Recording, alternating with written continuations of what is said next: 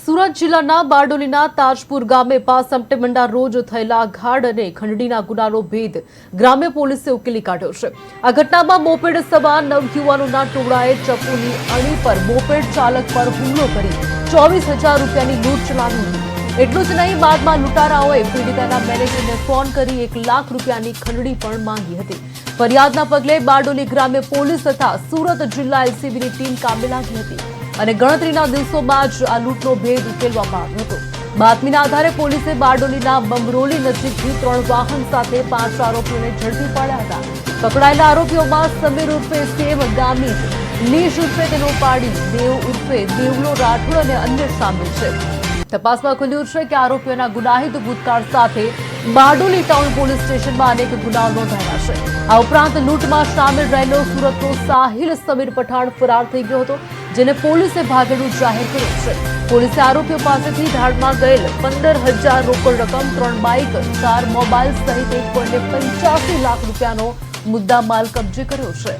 બારડોલી ગ્રામ્ય પોલીસે તાજપુર ગામની આ લૂંટ ખંડણીની ઘટનાઓ સફળ ભેદ ઉકેલી કાઢ્યો છે।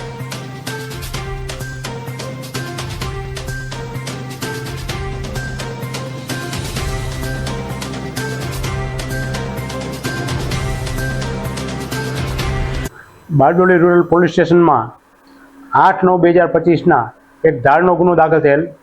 આ કામના ફરિયાદી નવીન કાર્તિક તગવેલે અમો પોલીસ રૂબરૂ પોતાની હકીકત જાણ કરેલ કે પોતે નવસારીથી સવારના નીકળી અને વ્યારા બાજુ ગયેલ હતા અને આખા દિવસ દરમિયાન તેમણે શ્રી ફાઇનાન્સના જે પોતે ફાઇનાન્સની પેઢી છે તેમાં પોતે નોકરી કરતા હોય અને અલગ અલગ જગ્યાએ જઈ અને પોતે ફાઇનાન્સનું કલેક્શન કરેલ હતો।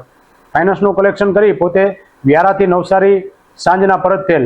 તે દરમિયાન તેમની પાછળ બારડોલીથી નવસારી જતા રોડ ઉપર તાજપુર ગામ આગળ સીમમાં 2 બાઇકમાં 5 લોકો આવેલ, જે 5 લોકોએ આ કામના ફરિયાદીને પોતાની બાઇકમાં અપહરણ કરી અને લઈ ગયેલ અને પલસાણાવાળા રોડ ઉપર જાનવી મોટર્સની સામે ખેતરાડીમાં આ કામના આરોપીઓએ ફરિયાદીને ઢીકા મૂકી મારી અને ફરિયાદીના ગળે ચપ્પુ મૂકી અને ફરિયાદી તેમજ સાહેબ પાસે કુલ રૂપિયા 24,500 હતા, જે લૂંટી લઈ અને ગુનો કરી અને ભાગી ગયેલ હોય। આ કામે બારડોલી રૂરલ પોલીસ સ્ટેશનમાં ધાડનો ગુનો દાખલ કરેલો હોય।